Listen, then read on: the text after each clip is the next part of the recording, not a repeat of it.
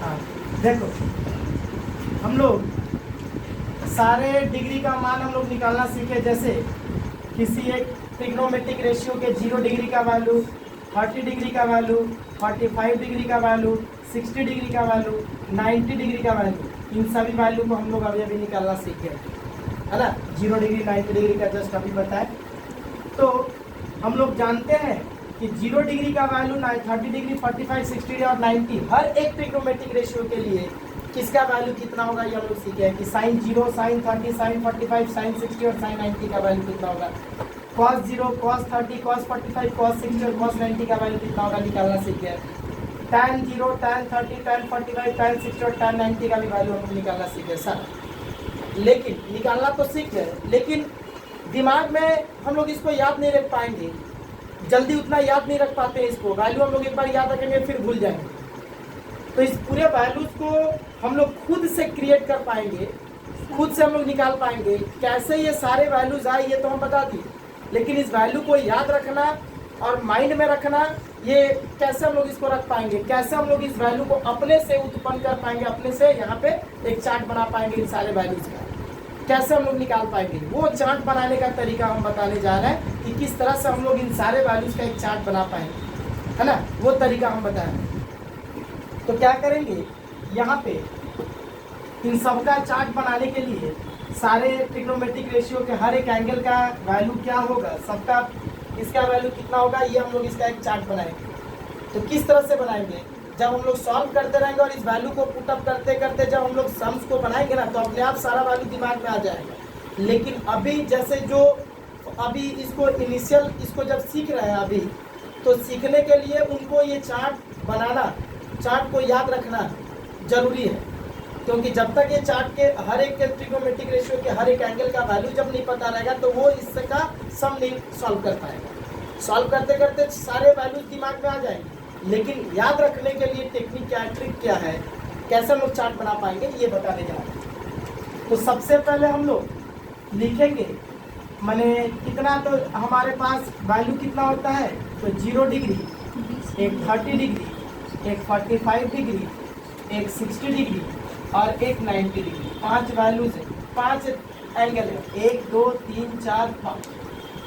अब हम भी क्या करेंगे ना कि इन सबका वैल्यू निकालने के लिए क्या करेंगे कि हम लोग भी माने काउंटिंग नंबर, गिनती को हम लोग यहाँ पे लिखेंगे। शुरुआत करेंगे 0 से, हालांकि हम लोग जब भी गिनती लिखते हैं तो 1 से लिखते हैं, लेकिन यहाँ पे लिखेंगे हम लोग 0 से लिखना शुरू करेंगे। 90 तक जाते जाते जितनी संख्या आएंगी उसको वहाँ पे लिख करके ख़त्म कर देंगे। जैसा शुरुआत करेंगे 0 से, 0 1 2 3 और 4, खत्म। 90 पे जाए खत्म हो गया।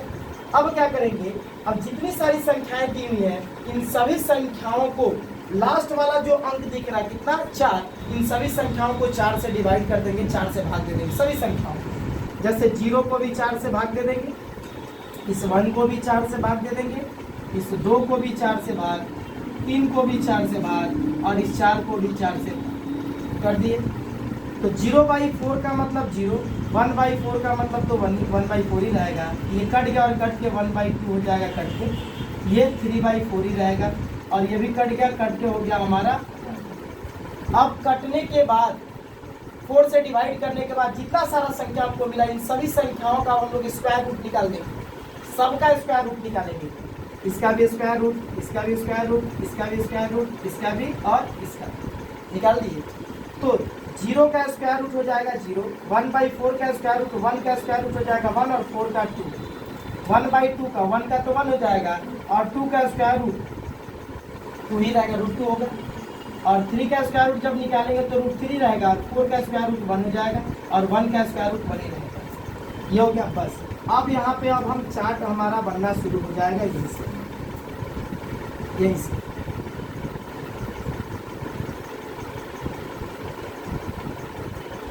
पहले हम लोग लिखेंगे साइन, पहले लिख देंगे साइन, उसके बाद कॉस, उसके बाद टैन। अब ये क्या बता रहा है, ये बता रहा है कि साइन 0 डिग्री का वैल्यू 0, साइन 30 डिग्री का वैल्यू 1/2, साइन 45 डिग्री का वैल्यू 1/2, साइन 60 डिग्री का वैल्यू √3/2, साइन 90 डिग्री का वैल्यू 1। फिर कॉस 0 डिग्री का वैल्यू क्या हो जाएगा, अब कैसे करेंगे यहाँ पे, तो साइन का तो वैल्यू हमको पता चल गया, यहाँ पे शुरुआत करेंगे साइन से। अब क्या करेंगे, इन सभी वैल्यूज को उलट के बैठा देंगे, सबको उधर से स्टार्ट करेंगे और उलट के बैठाना शुरू कर देंगे, यहाँ पे ऑपोजिट मैंने बैठाना शुरू कर देंगे। मतलब पहले 1 आएगा, फिर यहाँ पे ये बैठेगा, फिर ये बैठेगा, फिर ये बैठेगा, फिर ये बैठेगा। आई बात समझ में? पहले क्या किए, 0, 30, 45, 60, 90 सब लिख लिए। शुरुआत करेंगे 0 से 90 तक, जाते जाते जितनी संख्या मिलेगी उसको लिख देंगे। तो 0, 1, 2, 3, 4 तक गया। लास्ट संख्या जो 4 हमको मिला, उस 4 से हम सबको डिवाइड दे दिए। डिवाइड देने के बाद ये सारी संख्याएं बची। इन सभी संख्याओं का अब स्क्वायर रूट निकाल रहे हैं। स्क्वायर रूट निकालने से ये सारी संख्याएं हमको मिली। अब बस लगा दिए यहाँ पे साइन, फिर यहाँ पे कॉस, उसके बाद एक चार्ट बना टैन।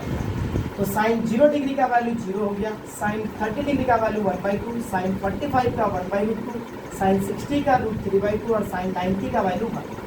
अब कॉस का वैल्यू जब निकालेंगे तो साइन का जितना सारा वैल्यू हमको मिला उस सारे वैल्यू को उलट के बैठा देंगे इसी में, इसी के नीचे।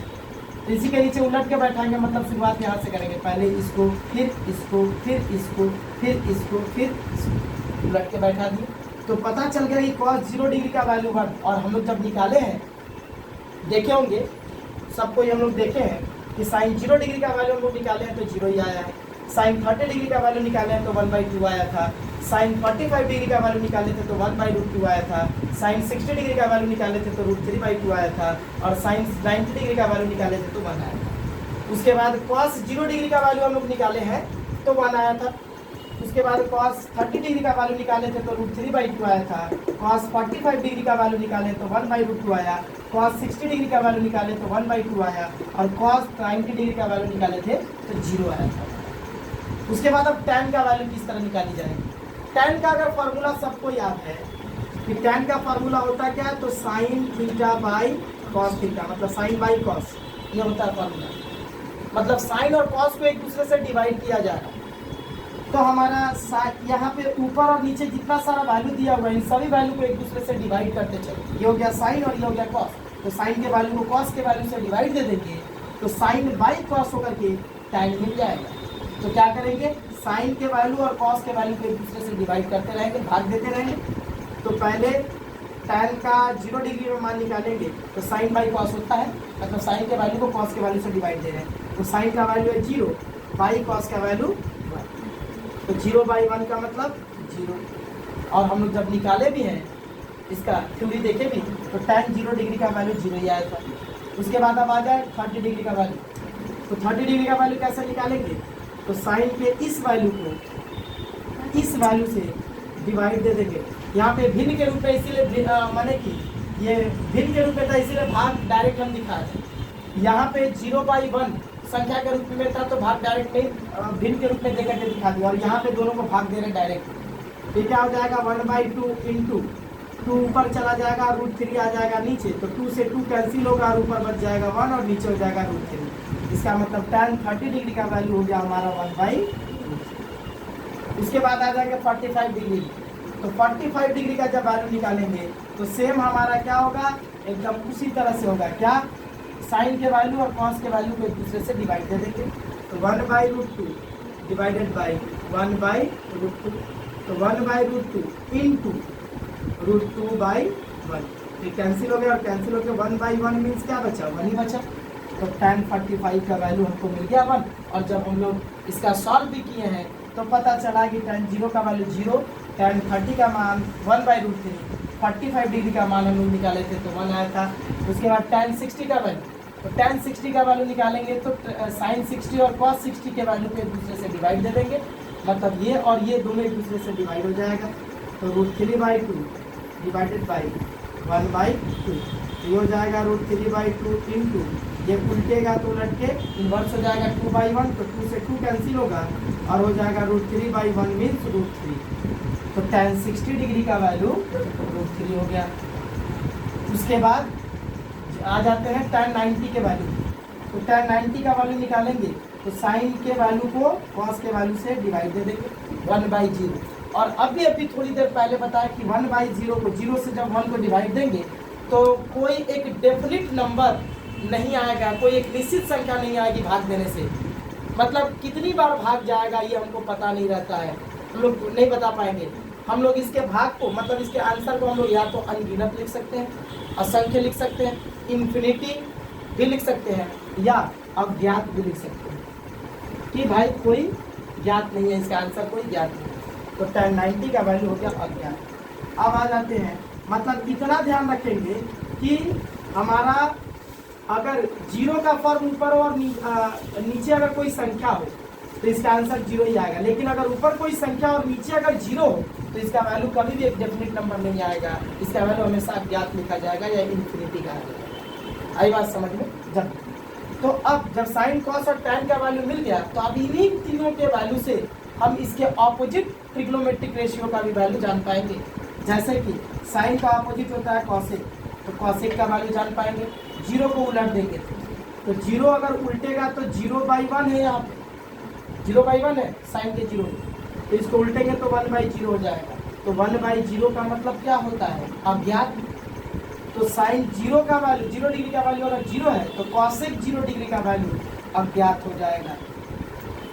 ठीक, अब साइन 30 डिग्री का वैल्यू अगर 1/2 है तो कॉसेक 30 डिग्री का वैल्यू उलट के बन जाएगा 2/1, उलट जाएगा 2/1 मीन सिर्फ 2/1 मतलब सिर्फ 2। अच्छा, अब 1/√2 है साइन 45 का वैल्यू 1/√2, तो ये जब उल्टेगा तो √2/1 बनेगा मतलब √2। फिर ये साइन 60 का वैल्यू √3/2 है तो कॉसेक 60 का वैल्यू 2/√3 हो जाएगा। और साइन 90 का वैल्यू अगर 1 है तो 1 उल्टेगा तो 1 ही रहेगा, क्योंकि 1 के नीचे तो 1 ही है, कुछ नहीं है, तो ये उल्टेगा तो 1/1 ही बनेगा, मतलब 1 ही होगा। अब आ जाएंगे इसी तरह से सेक का वैल्यू निकालेंगे। तो सेक का जब वैल्यू निकालेंगे तो क्या होगा?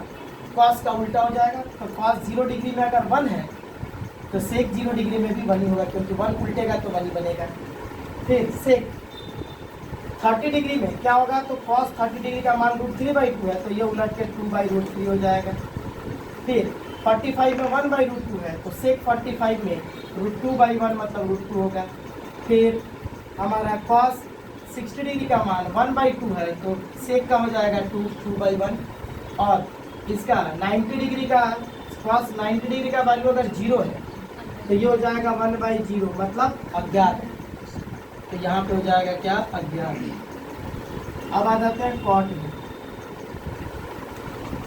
कॉट का निकालेंगे, तो कॉट का जब निकालेंगे तो क्या होगा जरा देखते हैं यहाँ पे। तो कॉट का टैन का 0 डिग्री का वैल्यू 0 है तो कॉट का 0 डिग्री का वैल्यू क्या हो जाएगा? अज्ञात हो जाएगा, क्योंकि 0 उल्टेगा तो 0/1 होगा, 0/1 था तो 1/0 होगा मतलब अज्ञात हो जाएगा।